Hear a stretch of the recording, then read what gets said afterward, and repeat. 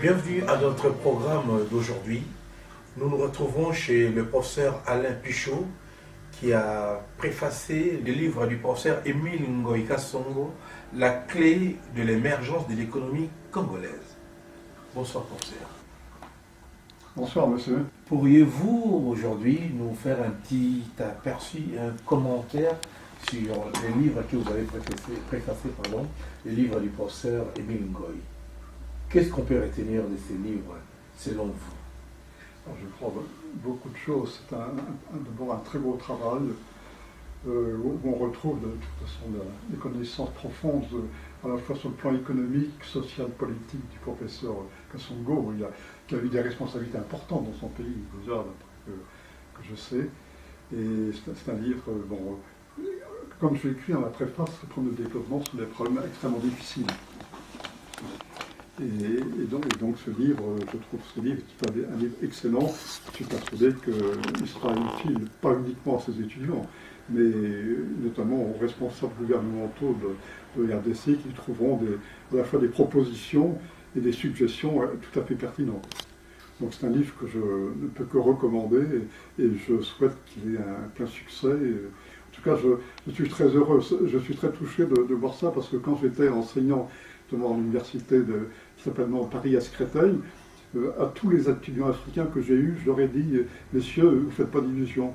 Si vous voulez que l'Afrique se développe un jour, il faut que vous acceptiez de retourner au pays.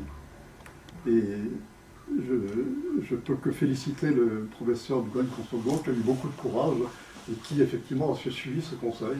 Et après a été ministre de l'enseignement supérieur, ministre de l'économie, il a dirigé également, je crois, une grosse entreprise publique.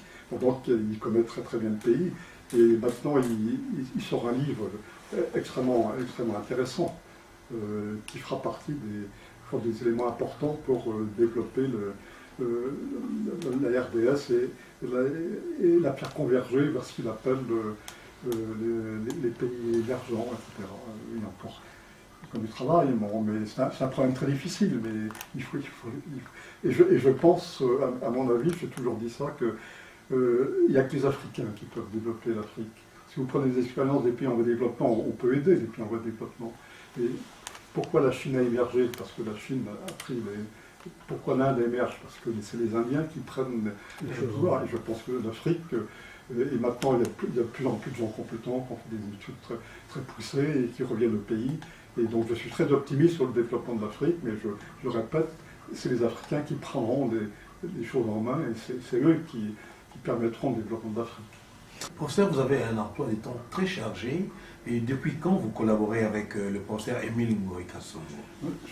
Je l'ai connu il y a déjà 20 ans, puisque je l'ai eu en scolarité à Paris-Créteil. Je dirigeais un DEA d'économie appliquée à l'époque, qui était très sélectif. Il y avait une vingtaine d'étudiants uniquement.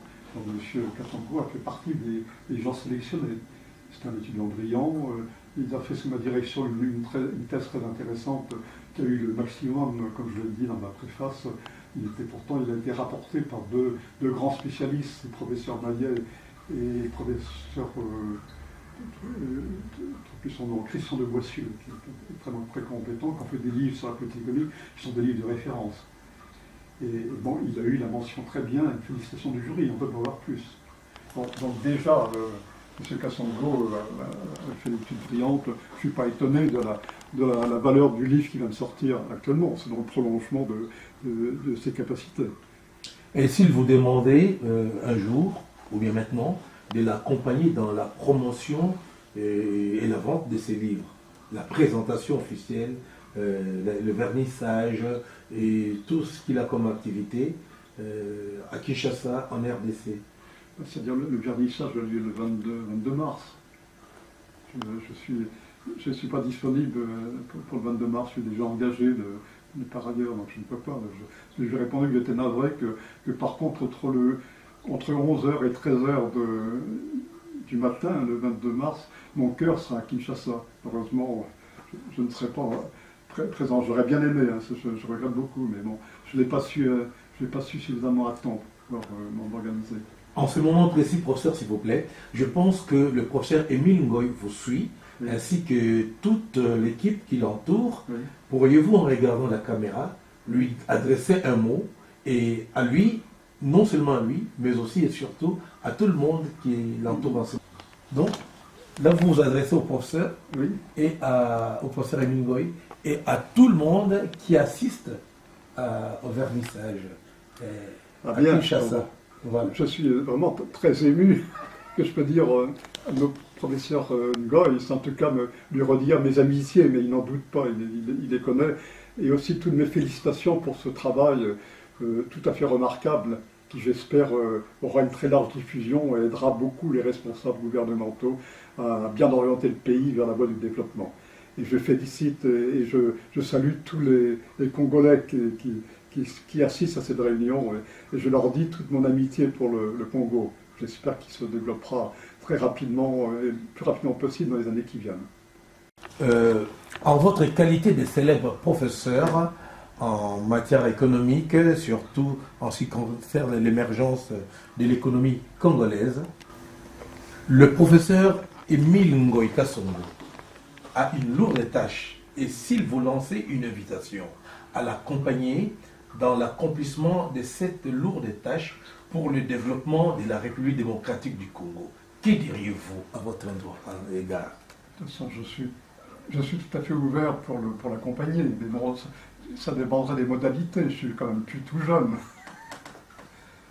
Mais bon, oui, non, mais j'irais volontiers visiter un jour le Congo. Il faudrait que je sois prévenu suffisamment à l'avance pour que je puisse m'organiser, parce que souvent je suis assez programmé, et donc si je ne sais pas un petit peu à l'avance quand j'aurais des difficultés à m'organiser.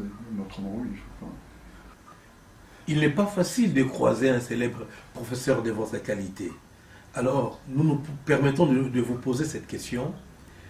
Qu'est-ce que vous diriez par rapport à l'avenir économique de la République démocratique du Congo? Quelle est votre impression? Qu'est-ce que vous prédisez? Qu'est-ce que vous pensez du Congo de demain, économiquement parlant? Célèbre professeur d'économie, je suis extrêmement prudent dans ma réponse, parce que surtout je connaissant très bien les problèmes de modélisation, de prévision, je sais très bien les limites de l'économie, et il est très difficile d'anticiper ce qui va se passer. Donc, par contre, ce que je peux dire, c'est que la République du Congo a un immense potentiel de développement. En ressources minières, au point de vue hydroélectrique, aussi de la population, etc. Donc il y a un potentiel. Le problème, c'est d'arriver à l'exploiter de façon optimale. Et donc là, je peux vous dire, tout est entre la responsabilité des gens de la République. Mais donc je suis, par tempérament, je suis toujours optimiste. Je pense que ça devrait aller. Bon, par contre, combien de temps vous faudra-t-il? Ça, je ne peux pas vous dire. Il y a une remarque tellement importante dans le livre de M. Kasongo, je ne vais pas que j'ai noté. Quand il fait des projections, il prend un taux de croissance démographique de 3,3%, qu'il présente comme une tendance lourde. Bon, par contre, beaucoup d'économistes vous diront, à une certaine époque du développement d'un pays, une croissance aussi importante est un petit peu un handicap. Comme c'est une tendance lourde, je pense que de toute façon, même si on prenait des mesures actuellement, les répercussions vont durer encore quelques années. Donc, pas d'opinion là-dessus, mais il est certain qu'un taux de croissance démographique de 3,3%, ça rend les choses difficiles. Mais par contre, je répète, je pense que le Congo a un potentiel tout à fait énorme, et donc je pense qu'on peut être optimiste. Le problème, c'est d'arriver à une stabilité sur tous les plans qui permettent justement un développement coordonné. Et donc là, je pense pas pourquoi le Congo n'arriverait pas à se développer. Je suis persuadé Bon, par contre, monsieur le professeur Kosovo a été extrêmement prudent, je suis aussi prudent que lui. Bon, il a critiqué, je crois, un petit peu les projections qui ont été faites. Je crois qu'effectivement, avec un taux de croissance de 3,3%, il a bien montré que sans doute l'horizon visé sera un peu plus tardif que de façon peut-être un peu optimiste on l'était. Mais ceci étant, bon, même si ce n'est pas tout de suite, je vois pas pourquoi le Congo n'arriverait pas à être un pays extrêmement important dans le continent africain dans les années qui viennent. S'il faut émettre un vœu par rapport à votre vision de la chose, l'écologie. Puisque on parle du livre de M. Kassongo, je ne veux pas faire de politique. Enfin non, absolument pas. Entrer avec l'émergence économique. Une remarque que j'ai mis également dans ma préface, dire qu'il est reconnu par tout le monde que pour qu'un pays se développe, il faut une stabilité. Bon, je crois que maintenant, vous arrivez à une certaine stabilité, ce sera extrêmement important. Et bon, si les stratégies prises sont bonnes, et je pense que le professeur Kassongo est là pour donner de bons conseils, bon, avec une bonne stratégie, une stabilité du cadre économique et politique, je pense que l'on peut être optimiste qui viennent pour la République du Congo. Et que la pauvreté également diminuera, comme la Chine. La Chine a diminué le taux de pauvreté de façon extrêmement importante. Donc il n'y a pas de raison que le Congo ne soit pas la même chose. Donc j'ai assez insisté dans ma préface, d'ailleurs c'est dans le prolongement des idées du professeur Kassongo, que en fait c'est toujours le dilemme vis-à-vis de la pauvreté. Si les gens peuvent accéder à la fois à l'éducation et à la santé, bon, à la fois c'est une politique sociale efficace, et sur le plan économique c'est également efficace. Donc il n'y a pas que moi je suis un spécialiste de comptabilité nationale. Je connais très bien le produit intérieur brut dans la dernière encyclopédie des presses universitaires, c'est moi qui ai fait tous les articles de comptabilité nationale. Je dis bien que le PIB c'est important, mais que maintenant il faut également.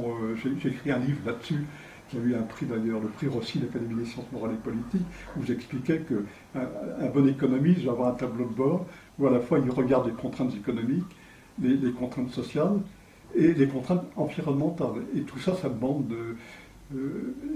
des compromis. Il faut arriver. Vous ne pouvez pas faire uniquement que de l'écologie. Le pays va être exsangue. Il faut faire une écologie raisonnable qui permette également un social raisonnable et qui permette un développement économique. Bon, donc il est certain que développer un pays, c'est extrêmement difficile. Et je pense que c'est les Africains qui connaissent leur réalité qui sont les mieux placés pour choisir les stratégies adéquates. Bon, moi, comme vous me proposez comme professeur, je suis prêt à aider le professeur Kassongo, mais c'est lui qui connaît son pays.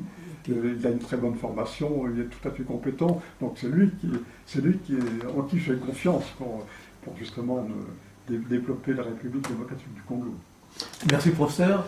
Pour clore notre entretien d'aujourd'hui, en vous remerciant, je suis Monsieur Lambda.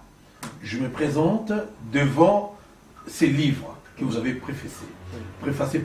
Vous, professeur Alain Pichot, oui. Qu'est-ce que vous dites à Monsieur Lambda, que je suis, qui se présente devant ces livres, qu'il n'a même pas encore ouverts? Qu'est-ce que vous me dites? Je vous dis de le lire. Que vous pouvez y trouver que des choses, d'abord une description extrêmement pointue et réaliste de tous les aspects économiques, sociaux et politiques du mandat, tout l'historique depuis des années.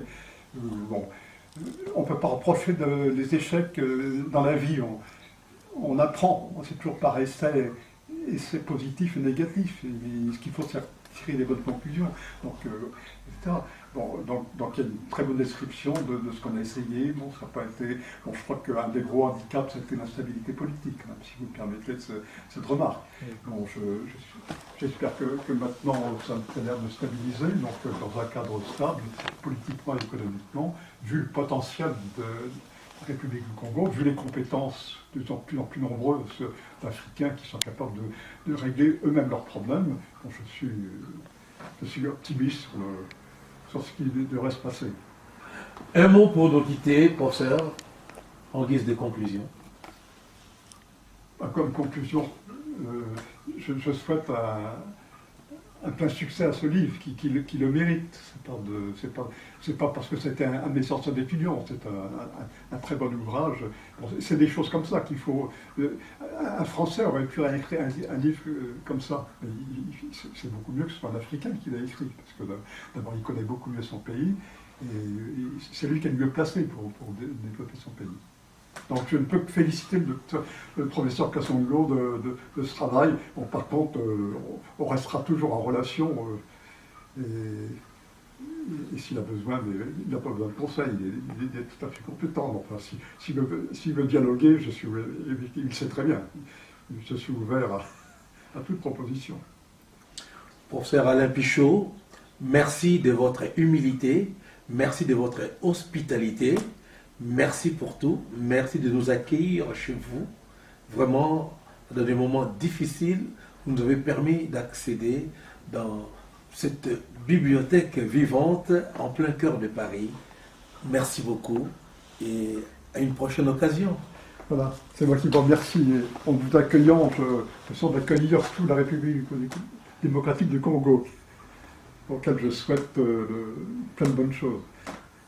J'ai été ravi, messieurs, de vous recevoir et de répondre un petit peu à votre interview. Et puisque je pense que je parle devant toute une assemblée Congo, je souhaite tous mes meilleurs voeux pour le développement de ce pays. Et mon cœur est avec la République démocratique du Congo, et avec toute cette assemblée. Merci, professeur. Non plus. J'ai l'air d'expertise pour savoir que les choses sont très difficiles. Je mesure les problèmes de développement. C'est pas du tout, c'est pas simple. Professeur, nous vous souhaitons... Il n'y a pas de recette, c'est à chacun de l'inventer. Vraiment, nous remercions l'Éternel, notre Dieu, de vous avoir permis d'être là et d'avoir rendu service à notre pays, la République démocratique du Congo. Sincèrement, au nom des bons pays et de tous les Congolais, je vous dis merci une fois de plus, professeur. Merci. À une prochaine occasion. Très bien. À très bientôt. Plaisir.